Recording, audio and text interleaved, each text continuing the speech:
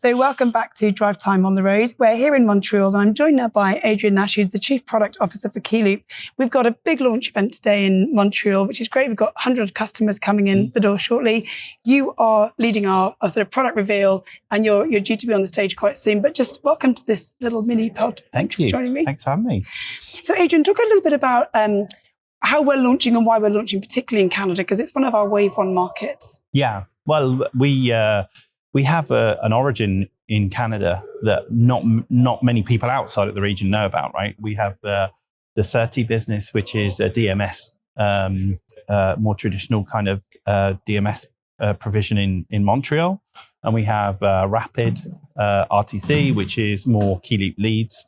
So actually, we have a pretty big footprint of customers that we support in the region. And as we were looking to evolve our strategy and go beyond thinking about purely a DMS play, thinking about retailing, thinking about, reducing customer acquisition costs, improving margins, all of those things, Canada was actually a pretty obvious choice because we have a good footprint. We want to do more. We want to connect in our Canadian customers to our broader Fusion strategy.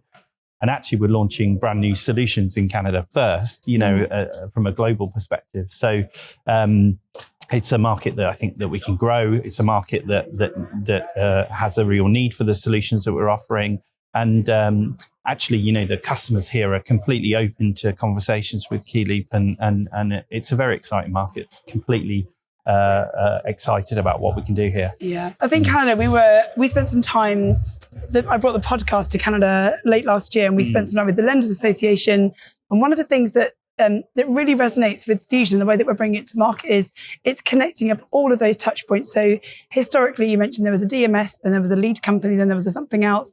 And we see so many disparate solutions within the retail space and the OEM space that are not connected, which means that retailers are logging into and out of so many systems, and it's just unnecessarily frustrating. Yeah. And actually what we wanted to do, the problem we were solving with this is have all of your data in a place where it then works with the applications centrally, but it then has intuition built in. So I think that's the really exciting thing. Yeah. And when I saw you present this in London, the kind of the hockey stick curve of the rate at which product is now being released is insanely fast compared to, I think we've just been used to muddling through, and now we're going, tech can solve a lot of this disconnection and actually drive real efficiency in your business. Yeah. So I think that's the goal. But what is it? Just talk a little bit about kind of, you came into Keyloop a year ago now, and you've kind of brought big tech experience. Yeah. So I think you recognized the opportunity within the automotive tech space. Yeah, exactly. Yeah, I think, well, to your point, right? Any silo kills the customer experience, right? Whether that's organizational, data, technology, all of those things. Whenever there is a leap of systems and a gap, it just kills the experience, right? Because we're one person, one customer. We don't really care about organizational and technological kind of silos. So I think that's why we wanted to build something that's end to end, kind of connected and growing over the customer's journey. I think that kind of resonates with not just automotive. Every industry or vertical that I've ever worked in, there's been a couple of key things: know your customer, deliver a better customer experience, which ultimately improve margins, right? So it's whereas I think, in automotive, the complexity of the industry is that kind of that manufacturer party, the retailer party, the customer, the financier. So those are the unique pieces of the automotive industry. But in the end, what we're trying to do is to offer the right product, the right channel at the right time, at the right price, so that you keep on engaging with the customer in the longer term. So it's no different than working with, say, a Levi's or working with a Nestle. They want increased customer lifetime value, and that's what we want to drive with the automotive industry. So yeah. I think there are two things that you said there that I really want to put on a t-shirt, which is like customer lifetime value, but also silos kill the customer experience. Yeah. And it's such a challenge in this industry, particularly where you have, even with the OEMs, you have the fleet team or the sales team or the after sales team or the whatever, the network team. And it's like, it's no different in the retailer, where you have different teams of people not really talking to each other and customer data being lost, or the ability to have an intuitive experience. isn't always optimized. I think that's the bit where we should definitely put the silo calls the customer experience on a t-shirt, because it does. It's so frustrating. So you're doing a sort of the big reveal again today, Adrian, and then we're off to Dubai. So I'm very lucky that I get to join the world tour with you again there. But what's interesting about the way we operate is we have different markets who are at very different life stages in terms of tech adoption, product range, the customer journey. But ultimately, we're trying to make sure that customers can buy from you in the way that they want to buy from you using the tech that's available. So I think, have a great day. And thank you again so much for joining me. Thanks very much. I'm joined by our keynote, Steffin Harris, who has just done the keynote for us and come off stage. So that was a really energetic keynote. Thank you so much. And you're bringing all of the energy around AI and what's possible and how much of this business could be automated. So just introduce you, what you do at ThoughtSpot, and then what you've covered here today. Sure, Jackie. Thanks for hosting me, number one. Steffin Harris. I am our Field Chief Data and AI Officer for North America. And in this role, quite unique for me because I have been a 3-time CDAIO for the likes of Microsoft and VMware, Facebook, now Meta, and also, did a tremendous amount of work in Wells Fargo, so across a lot of different industries. And prior to that, I spent almost 18 years in management consulting. So to see this role and opportunity come to life around this, industry game-changing moment with respect to AI is very powerful. And so now I have an opportunity to take this, role with ThoughtSpot and sit in front of my former peers who are now, inside of enterprises trying to figure out, what do I do? How do I take full advantage? How do I scale this? What's the business case, right? And so having been there, I can actually act as an advisor, a peer advisor, coach, and a recommender, whether that is ThoughtSpot specific or any other industry related concern that they may be facing. So like management consulting, you're dealing with a lot of day-to-day problems, and actually those problems can be solved by technology. But one thing you mentioned in your keynote was, how do you get your tribe to change behavior? I think that's one thing that's really common across automotive, is that you bring in great tech, market-leading tech, but behavior doesn't change. People do things the way they've always done them. And you mentioned in one of your slides about how do you gamify that and encourage that adoption. So what tips can we give retailers when it comes to how can we encourage adoption of technology? And particularly as AI is coming in and people are really terrified it's going to take their jobs, you know? So they might resist change because they're fearful rather than embracing change because of the benefits it can bring. So what can we give them as some key takeouts? I'm a big believer in not having it done to me, right? But for me. And so, one of the biggest tips with any change that happens in life is understanding what's in it for you. And you have to do that as an individual, but you also have to do that as a manager, a leader, as a coach. And so figuring out what motivates people, what motivates your teams, is really important. And being able to put a playbook together that builds on that motivation and eliminates or reduces that fear of the change, and reinforcing the why and the what's in it for them is so important.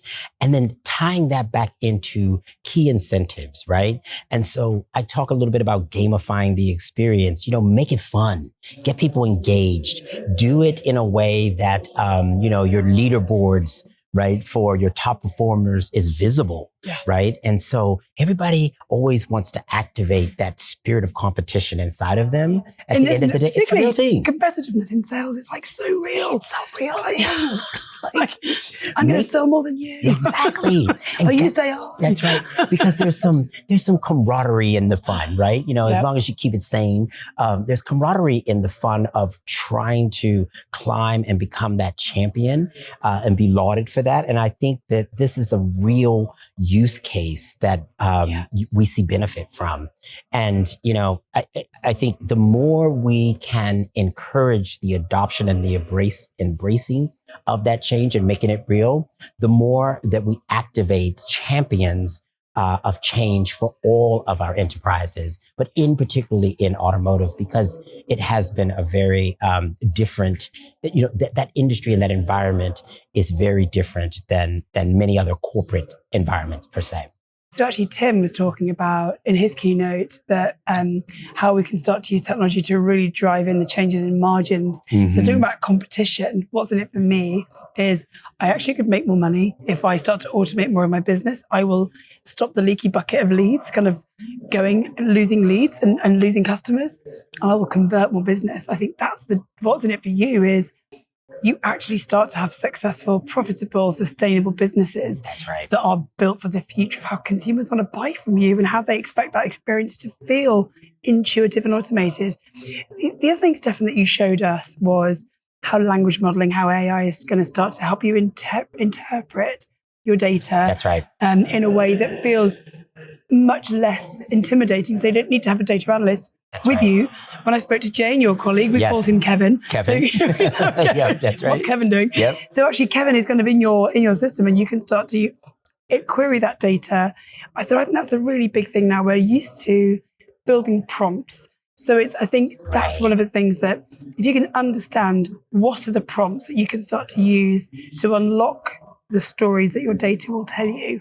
Yeah, I think understanding the prompts is one thing, but I think where ThoughtSpot really has changed the game here is this intersection of natural language, right? And so reducing that fear and that, consternation between you and the technology, and just ask the question. The good news is that the interpretation and the translation happens at the technology layer on your behalf. Yes. And then it presents it back to you saying, is this what you mean, right? Yes. And so that sort of creates this relationship, right, with the technology and the person that's interacting with the data in a way that reduces and minimizes that fear and encourages them, right? And so I love the fact that you don't have to be a techie. You don't have to ask the question in a very specific way. You don't have to be a business analyst or know how to write SQL in order to engage using our platform with your data. Yeah, exactly, right? I'm glad about that. It's like, oh my gosh, let me see. Do I have, a math degree? Right. Yeah. And is my SQL query exactly correct? Is it going to perform or underperform, right? But even like building a dashboard, taking it like data in its rawest form in a spreadsheet. You have your data in a field. Yep. Lots of numbers, lots of fields and columns. It's like saying, well, what does that tell me? So when you demonstrated there, like, what's the trend here? What do I need to know? How is my stock performing? I think those are the kinds of things where you don't need to be able to build a dashboard or only use the dashboard that's been pre-configured for you. Yep. You can start to have, data analyzed in real time. So you're making the decisions based on the information that you have right now. So, absolutely. And, even, as we kind of play out that scenario, right? I mean, there is this mantra around dashboards are dead because they take so long to build. Really, they provide at best yesterday's view of your business as opposed to what's happening right now in this moment. And I think the opportunity to break all those barriers of how we used to operate yesterday and step into this new world today of being able to just in time interact with, look at the things that are top of mind. I don't need 6 different dashboards to tell me what really matters in my business. I've got 5 KPIs that I monitor. I look at them on my mobile device. When something is out of whack, I can immediately pin that and embedded in the workflow so that this experience not only educates, but it informs and then you can action on it. I think that's the game-changing difference of the world that we have now unveiled through our product and our platform, and giving users now frictionless experience in terms of how not only they inquire or create a conversation with the data, but also how they action it in everyday workflows, right? And so if it's embedded as part of your normal pattern of work, that for me is so different than the world that I grew up in, where we were building KPI dashboards and building, these massive warehouses. Now we can capitalize on those tech investments and leverage them in a way that really becomes much more powerful in terms of how you manage and run your day-to-day operations. And that's music to my ears. I think when you think about the investment that businesses are making into that tech, into their technology. And you talked about ROI, AI equals ROI. I think that's another really powerful thing to remember, is that investing in your tech is kind of critical. You're going to have to do it anyway. We know that data is clunky and messy and it just needs tidying up. Yep. But actually, once you've got that, you can then really start to build in automation and intuition in your business, so you start to drive up. What are the 5 KPIs? Again, don't make it too messy. Right. Have core KPIs that you're tracking, and then look at them regularly. And don't make perfect the enemy of good, right? No, because basically, that's powerful. Yeah. It's like it doesn't have to be perfect, because it's going to constantly be changing and evolving over time. And we all know the data's messy. Yeah. One of the things that I've actually done is I've used the power of AI to actually tell me, where do I have an incomplete customer record? Oh, nice. Right.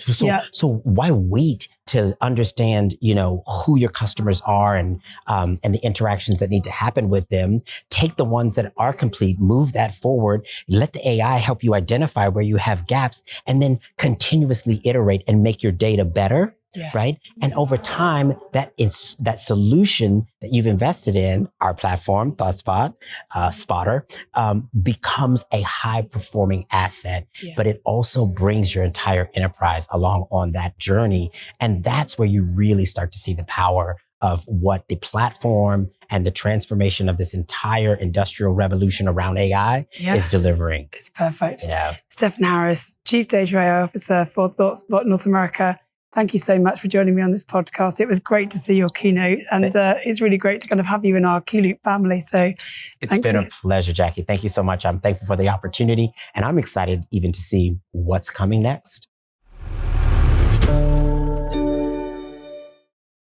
I'm joined now by Martin Levac, who is head of product here at Keyloop Canada. Marcy, thanks for joining me. Yeah, thanks for having me. So you're emceeing. I've just been speaking to one of the other colleagues, Sebastian Rivas, who's the VP of Sales for Canada. Your role is very much, you've been based in Quebec for a long time, and actually were part of a business that was part of one of the acquisitions that we saw at Keyloop. But now we're expanding out that product, and you're leading some of the development work there.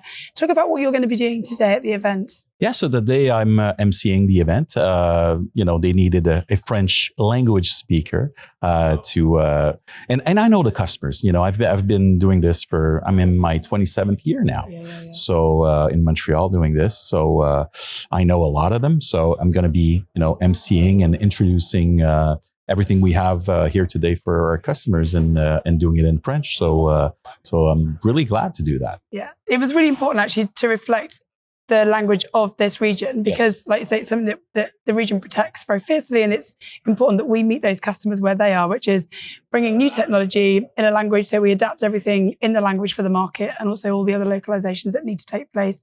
But we've seen Canada particularly really hungry and early adopters of the tech that we're bringing. So just talk a little bit about what you're seeing in the region and why it's so important to bring tech here. So first of all, doing it in French, and you have to remember that most of these customers have signed with either Rapid or Surdy at the time, and they signed with Canadian companies, and it's important to reflect on that and say that the people that the employees here are still here. Yes. And we're still part of this, and we're still as passionate as we were. So reflecting on the market, of course, we had introduced some web applications in the market a few years ago, 2017, 2018. It was a huge success. So the market is hungry for sales applications, obviously, because ours is a little bit more older, the one that we have currently, and the market was hungry for it for a while. And the timing is perfect, I think.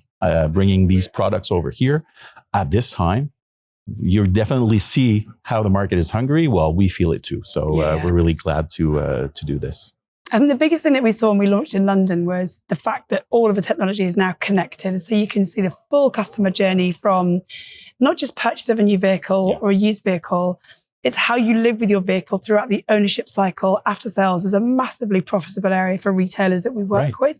It's really important to make sure that we support that through tech, so that you get a customer journey that is intuitive. You're using it online in store. You can pick up a phone, you can book things online. It populates the system of record at the dealership so that their technicians have the right information and the right parts as the vehicle arrives to be serviced.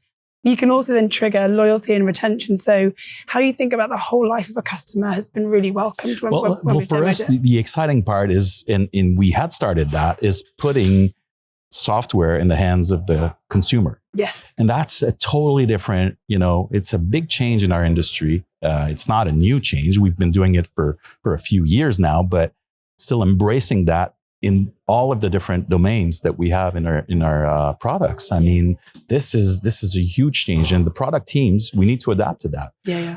The personas are not the same anymore. We don't deal with only our users, our typical users and dealerships and our managers and everything. We deal with consumers who have very different needs, different age. So we have to reflect on that when we create these products. And that's a huge change, but it's a great one. It's an exciting one for us. Yeah, definitely. No, it's really good. So listen, I know you're going to be emceeing for the whole day, reflecting what's going on, and make sure you kind of welcome everyone to the event and afterwards. So I think, so where do we go from here? So we've got the big event today. We're bringing people across Quebec and Montreal in fact, across Canada to this event, actually. Yep. So, and we've got a great keynote with ThoughtSpot, who were talking about how we start to then bring in language modeling and AI to be able to help your data talk back to you in a way that helps you to make better decisions. So what are you, where we go from here, basically, today's it's a launch at the same time of the products, right? We're announcing that we're launching a bunch of products here in Canada, and dates are going to come out, and the products are going to be coming out in 25 and 26, and we have tons of surprises after that. So we're only going to grow this Fusion ARP to a level where we have everything that a retailer needs to do a good business. So this is where we go from here. Brilliant. Martin, thanks so much for stepping Jackie. to talk to me. I know we've got a lot going on behind the scenes, behind the curtain. It's all happening. Magic's going on behind there. And actually later on, we're going to be speaking to the panelists on the stage, because we're being moved out of this little area to go and sit on the stage and capture, I think, from the voice of the customer, what they're excited about and what they're seeing as well. So Martin Levac, head of product from Keyloop. That's it, signing off from this little mini pod from the Drivetime podcast. Thanks, Martin. Thank you, Jackie.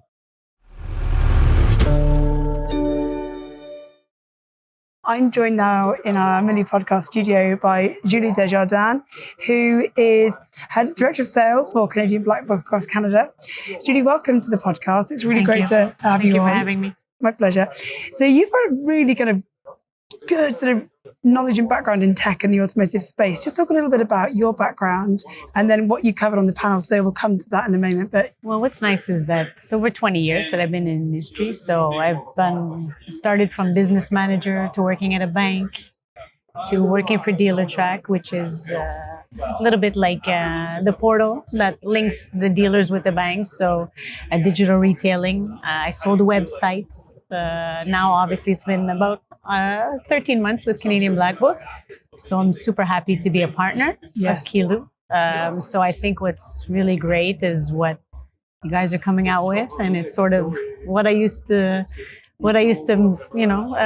pronounce and tell dealers that that's where the future is, and that's where we need to concentrate to have the best, shopping experience for everyone. So, I mean, the panel talked a lot about, and we also heard from the keynotes today about data, and obviously Canadian Black Book is the kind of the mothership of all evaluation data. So anything to do with buying, ensuring you've got the correct finance product, all of that relies on robust valuation data, and that's why we rely on data from those third parties to ensure that whatever we're building for retailers is correctly valued, and you're connecting into the finance space as well. So on the panel, what were kind of the key topics that were covered?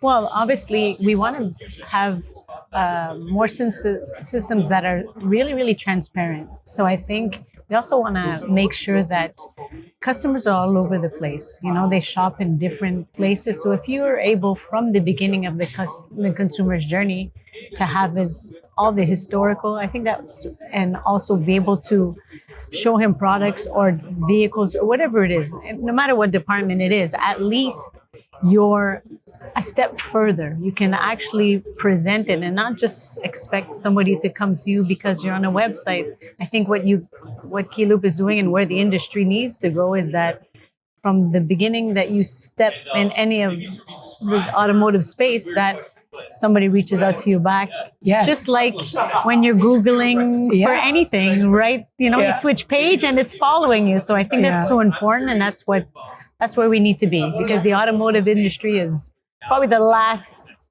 sector that is still struggling with that, and I think right now it's a great time that we're advancing to that. There's a big need. We had a lot about point solutions, and I suppose that's what we've been used to. You have different systems for different jobs, and actually what we're trying to do is connect it all up. So actually that's the bit where consumers expect you to know where they are in their journey, because they've left a digital footprint. Yes. And when they do either do a job, value something, make a reservation, make an inquiry, it should be an easy experience for that consumer. So I think that's the bit where we should be consumer obsessed. Exactly. We should be able to, obviously we talked about AI.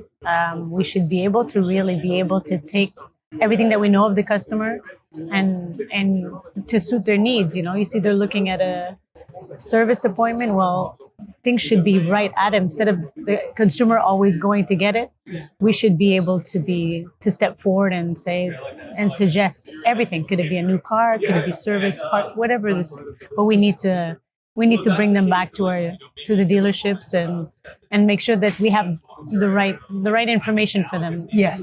Yeah, exactly that. I think that's the bit we're seeking to answer questions when we come online. So it's making sure that you've got the answers to those questions when consumers are kind of ready. Also, actually, retailers helping them to understand their data and extract what intelligence and stories that data is telling you. So just thinking then, Julie, the stuff that, you are the backbone of an industry in terms of valuation data, so you're bringing a lot of stuff together. What other innovations are you seeing that excite you right now in this industry, or kind of what's happening in terms of change that you see from OEMs or retailers? Well, I think what's nice now, I think there's more of a change. Yes, we do want to adapt the electric, but obviously what things are happening, batteries and stuff I think what we're trying to do is just have a mix. I think that what's really exciting is that, yes, we're still keeping gas, but we're, evolving to hybrid, electric. So I think that's what's really exciting, is to see how the trends are, what's coming up. And I just think that's really exciting, because for a long time, automotive was just two-dimensional. Yeah, exactly. So we had, coming from the UK, we have every market that we operate in, because I'm very lucky I get to work across a global space, and you can see different market readiness for different product based on the climate of the country, the maturity, the accessibility to plug into, with even hosted systems online. Certain markets, you don't have hosted systems because the internet is inconsistent. So there's lots of different capabilities being accelerated at different paces in different markets. And I was last week at an event in the UK all around the EV adoption. So it's bringing together things like charge point operators and how do you unlock grid capacity where you need it, where you've got major, urban areas requiring the ability to charge, destination charging around shopping. So there is, you mentioned the point about EV adoption is really kind of starting to take off, and curiosity with consumers is becoming sort of richer.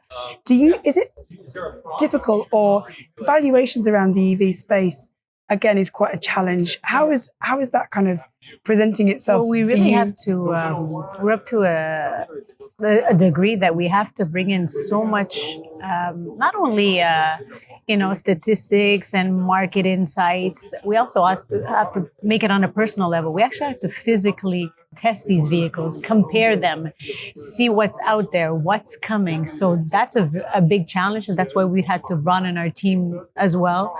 Have economists. We have the US that's a big, not impacted yet, and yes, as we heard on the panel, some models, yes.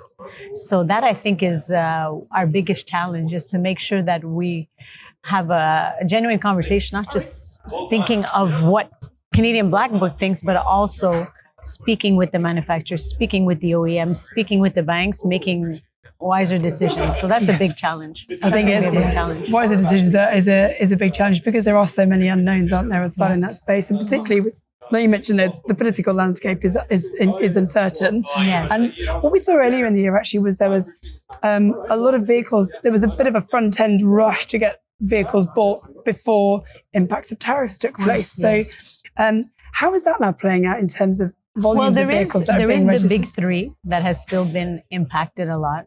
If you talk about US, and that's the whole Canadian right now. Anything that's US is sort of very a touchy topic. touchy topic. So I would say that, but I would say the majority of the OEMs adjusted and made sure that, or gave bigger incentives. So even the ones that were, those three that I mentioned, the big three, they have adjusted, they've given bigger incentives. So for us, it makes it a bit easier. Then we can have, residuals that make sense, but it's a lot of partnership and just making sure everybody's on the same page. Yeah. I think so. I think partnership is going to be the way forward for a lot of us, because it's how we kind of get things done more quickly. And I think actually what we see in terms of the technology landscape, it's making sure that we do have all of those connected bits of the puzzle together. So thinking about end of 25, moving into 26, what are you sort of excited for, looking forward to? Well, obviously what I saw today is super exciting to know that, everybody's going to be able, especially on a dealership wise, and also for the consumer, that everything is going to be done in the same place. We're happy that we can help you guys out, help more people as well know that the importance of the values and to work together. And I think that's super exciting for 2026. People thought Canadian Black Book was just silo and they didn't, it was only evaluation, but there's so much more. There's so much partnerships that could happen as well. So it's going to be exciting to see with Keyloop, what Keyloop does as well. So no, it'd be great. It's great to be here. It's been really good. Julie, thank you so much for joining me on the podcast. We're doing so much. It's great to kind of get the input of all of our international partners to sort of explain what's going on. And if you can't make it to an event, because not everyone can get out and come to events like this, it's really good that the podcast can then bring some of that content to life into a broader audience. So just got a photo. So yeah, put it in the bloopers. Leave that in, it's fine. So yeah, so signing off from me and Julie Desjardins, who is the head of sales for Canadian Black Book across Canada. Thank you so much for joining me again. Thank you for having me. Appreciate it. My pleasure. Bye. And that's the signing off from Montreal Fusion Live. Thank you so much to all the guests who came to speak to me at that event. And if you are watching us on YouTube, don't forget to give us a like and subscribe and a follow, and you'll never miss an episode of the Drivetime podcast.